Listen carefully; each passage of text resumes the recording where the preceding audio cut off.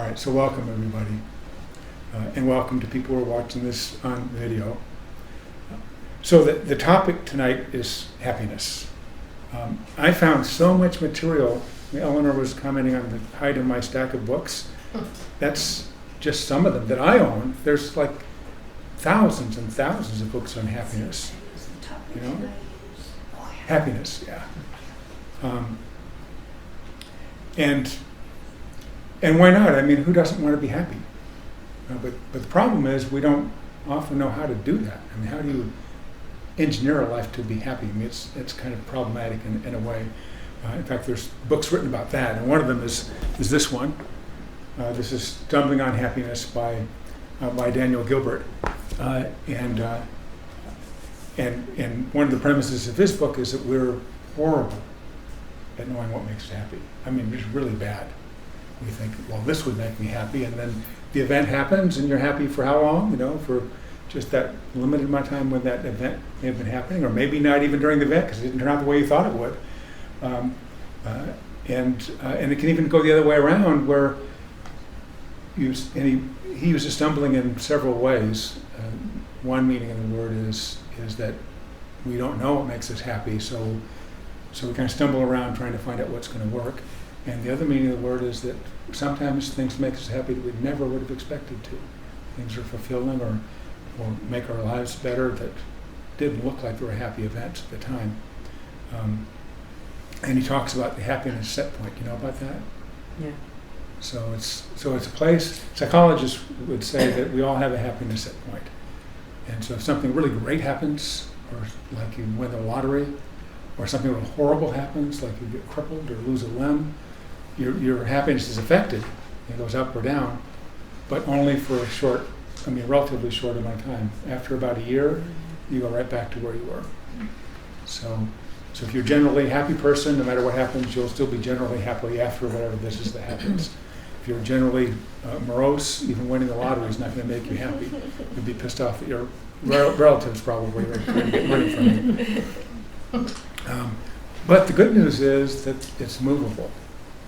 You know, psychologists used to think it wasn't movable. That it doesn't change, it doesn't shift. And normally, with normal life events, it doesn't shift. A great event doesn't make it shift. A terrible event doesn't make it shift over a period of time. But there are things that you can do to make it shift. And that's the other book I brought. This is Altered Traits this is by Daniel Goleman and Richard Davidson. And Richard Davidson is the neuroscientist who's done probably the most research of anybody on the planet on brains, on what happens in our brain and what happens for us in terms of meditation. And his conclusion, the reason that he and Daniel Goleman called it altered traits, is that this is something that can shift our level. It's not just happiness, he also talks about compassion. Our level of compassion can shift as a result of meditation training, which is good. It's good news. And he also talks about the research that's out there, some of which is not so great, not really well designed, perhaps, and some of which is good. But the general thrust of it is that mindfulness practice and meditation practice can actually shift our way of being. I'm going to decide if I want to read this poem, which you probably all heard, because we think there's something will make us happy, and that's bad enough because we're not often right about it. But the ironic truth about it is that if we search for what it is that's going to make us happy, because we know we're not very good at it, that search itself is problematic.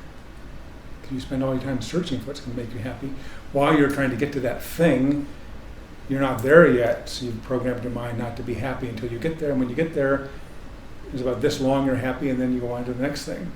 So I'll read this poem. You've probably heard it before. Nobody knows who originally wrote it. First, I was dying to finish high school and start college. Then I was dying to finish college and start working. And then I was dying to marry and have children. And then I was dying to get the next promotion, complete the next big project. And then I was dying to retire. And now, you probably know this line, now I am dying. And suddenly realize I forgot to live. So there's nothing wrong with wanting to be happy. You know, the problem is if we make it a goal that we're just constantly striving to make it happen, that's not going to make us happy. But the good news is there are things that we can do to make us happy. Meditation is one that can do that. There's in the video I will show you, I had to pour through hours and hours. I'm not pouring through it. It's fun for me to see things that might work. But I had to select what I was going to show you. And the one I'm going to show you is of Matthew Ricard. He's the Tibetan monk who's Richard Davidson's probably studied the most. He was the one that's most famous anyway. He's had 50,000 hours of meditation experience over a period of 30 years. Do the arithmetic, that's 5 hours a day, every day. That's not us. We don't do that. No normal person can do that. That's a pretty extreme amount of meditation. And you'd think he'd kind of been always geared that way all his life, but he was a scientist. He got a PhD in molecular genetics at Pasteur Institute in France. And everybody expected, his father and all his colleagues expected to go on to science because he was apparently very good at it. But what he discovered, he'd met some contemplatives, some Tibetan monks in his case, and others, but he noticed that somehow they were really happy.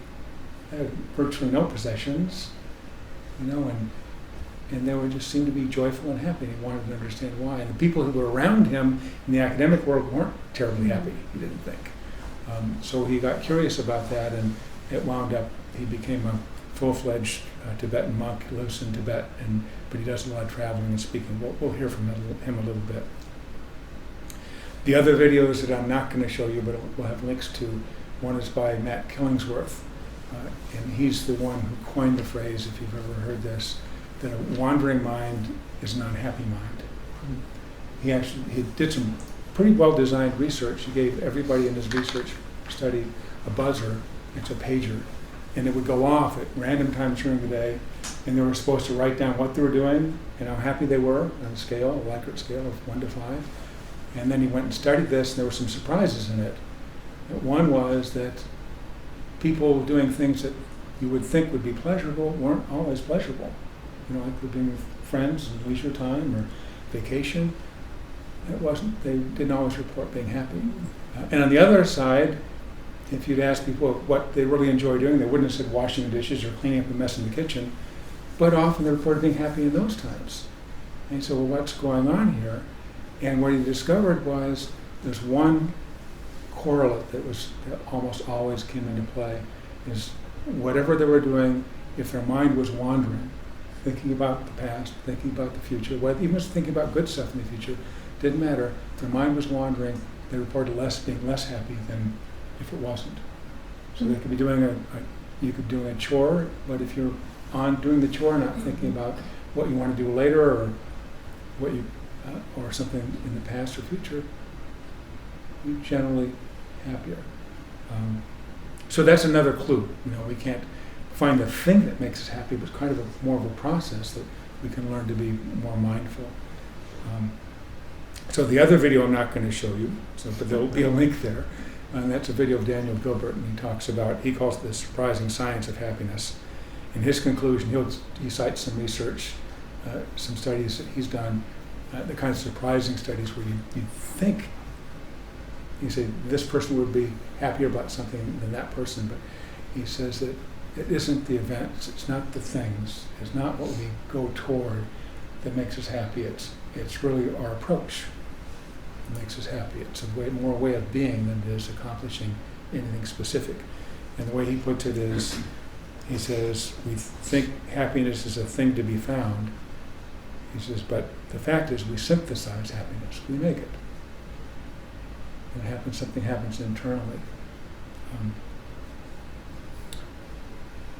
And through all of this, all these books and all this reading, there's a really neat book called Thanks, about gratitude. This is something that's been shown. It's by Robert Emmons, and something that's, if someone has a gratitude practice, in the studies that he's done and others have done, just thinking about what it is you're grateful for in the morning or in the evening, that shifts things. nothing great has to happen, but if you just notice and look for what it is you're grateful for, things shift for you. And the last book I brought with me is David Brooks. He wrote a book, this is his most recent book, called The Second Mountain. And for those of us who are near retirement or at retirement or past retirement, he says there's two mountains in life. One is the mountain of achievement and accomplishment and getting a career and accomplishing things and doing things, and there's a certain level of satisfaction in that. But the second half of life, there's something else that can happen that isn't about accomplishment. It's not about achievement. It's about having, in the way he puts it together, it's about finding a larger purpose. You know, like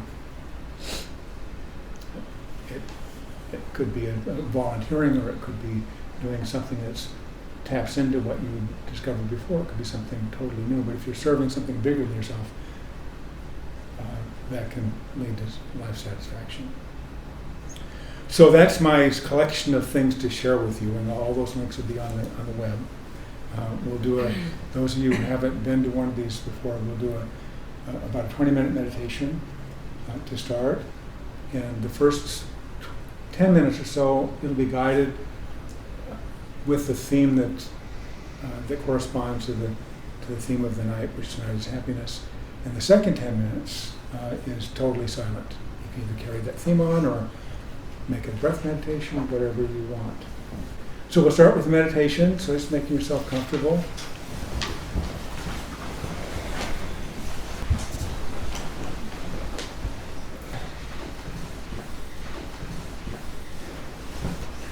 And just taking a moment to kind of check in with yourself.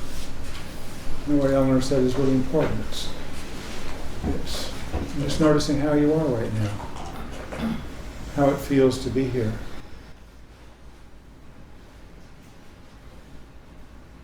If someone were to ask you, how are you, and you were to give them a real answer, what would that answer be?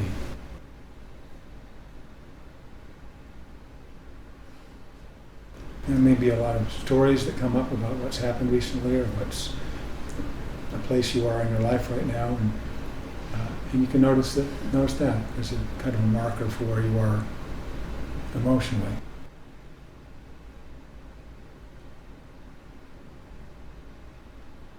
And you can notice how you are here physically.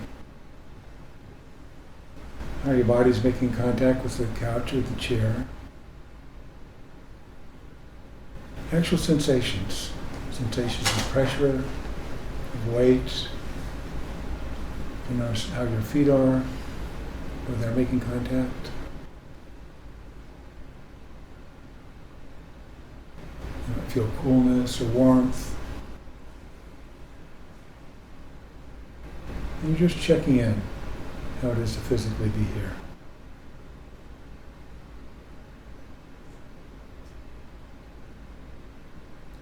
Notice how your arms are resting in your lap or hands together, however it is for you.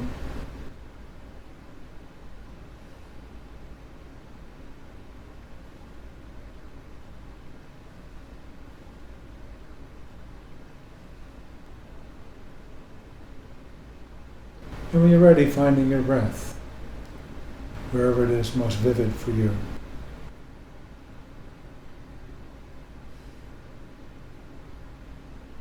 Could be your chest, or your tummy, or your throat, or your nostrils.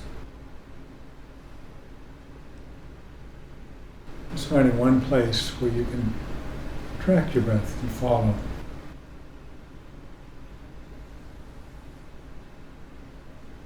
In this practice, we're not making breath happen any certain way, we're just noticing how it actually moves.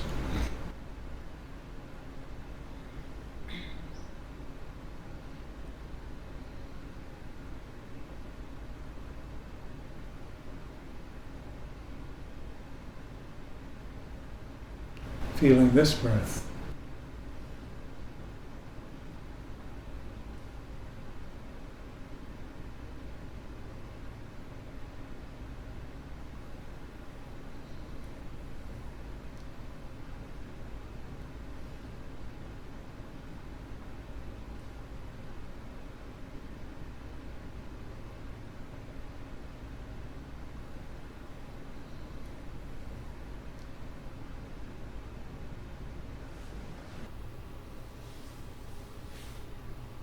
seeing if you can follow the whole cycle of breath.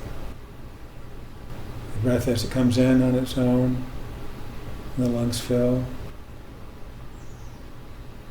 and reaches a certain point on its own, it turns around and becomes an exhale.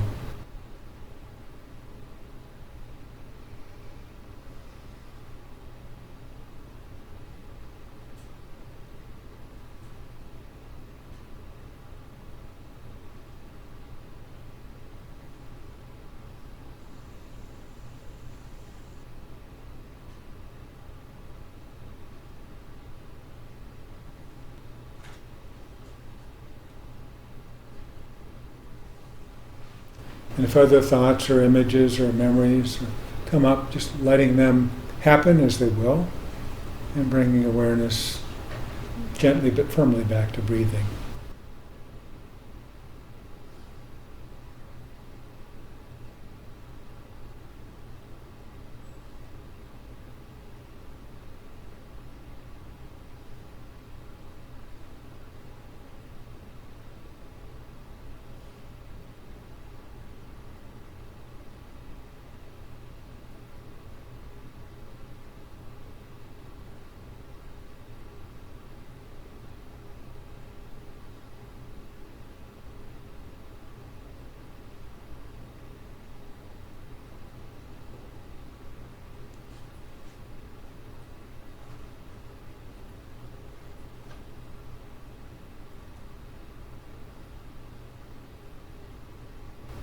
And for the next few minutes, I'll be suggesting that you recall some things that have happened in your past. And as you do that, remembering that this is a meditation too, so even though it's a recollection of something that's happened, there's a way that it feels now. The way it feels now in your body, the way it feels now emotionally, as you recall these events or this time and you recreate it in your mind. Because even a memory can be a present moment experience. So as you sit there, think if you can recall a time when something happened that made you happy. Could have been accomplishing something. Maybe think about it in terms of an accomplishment, something that you were working towards having happen and it came to pass. Could be finishing a degree or finishing a big project.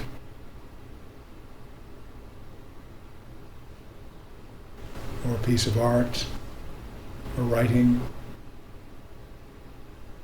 It doesn't have to be a big thing, but just think of some accomplishment in your life that you were pleased with at the time, and you're pleased now remembering it.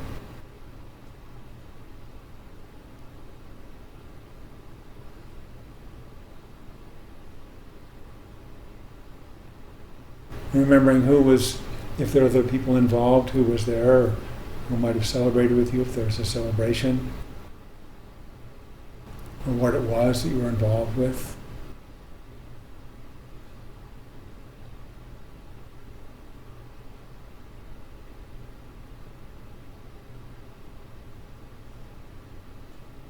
And noticing how it feels now to be recalling this accomplishment.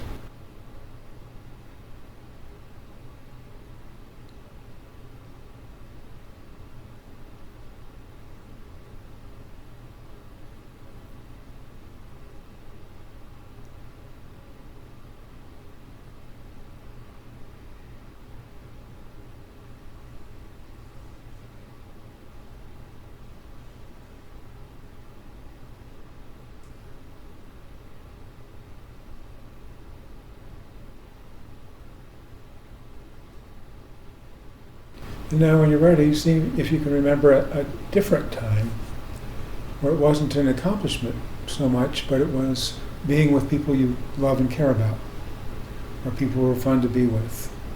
A time where you just felt free and alive in yourself with this person or this group of people.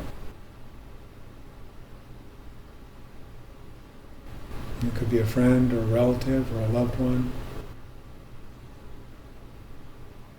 It could be recent memory or something in the past.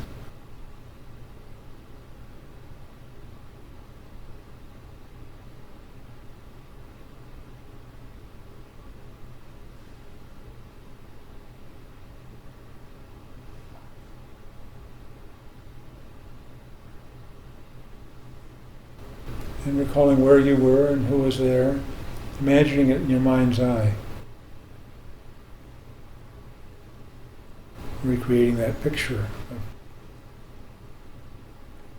who was there, what the setting was, what the interaction might have been.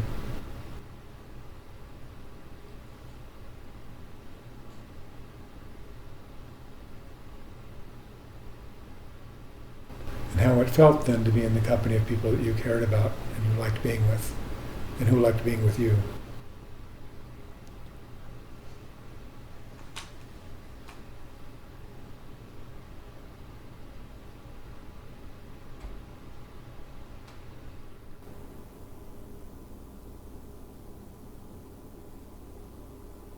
And noticing how it feels now to recall this.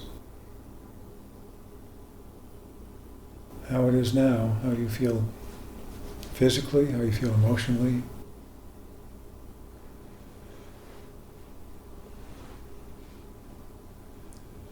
How it is to revisit this memory.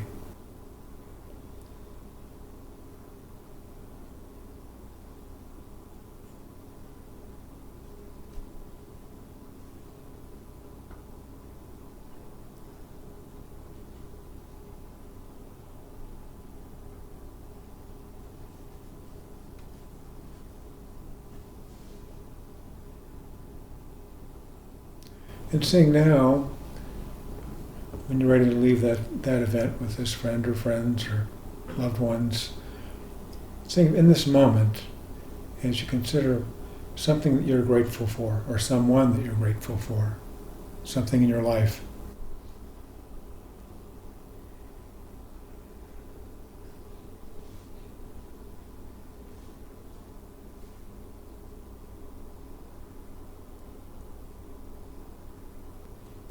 It could be a friend or a loved one, or it could be something you're able to do because of the advantages you have in your life.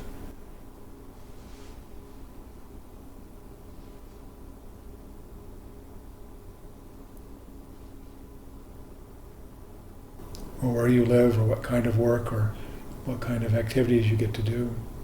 What are you grateful for right now?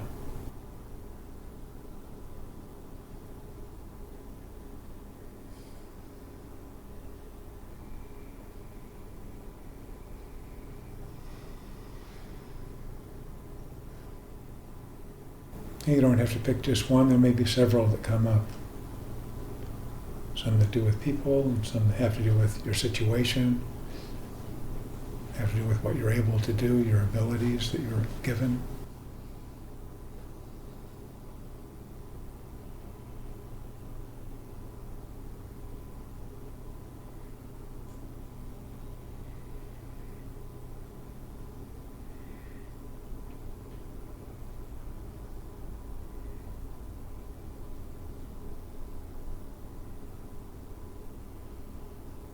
And noticing how it feels now to be experiencing that gratitude.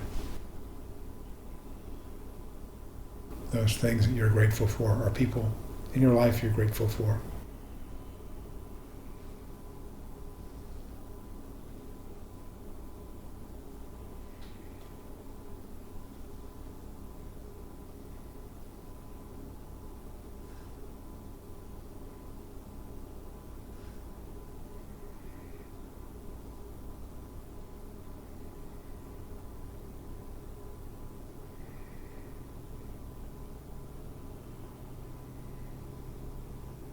The next 8 or 10 minutes will be a silent meditation.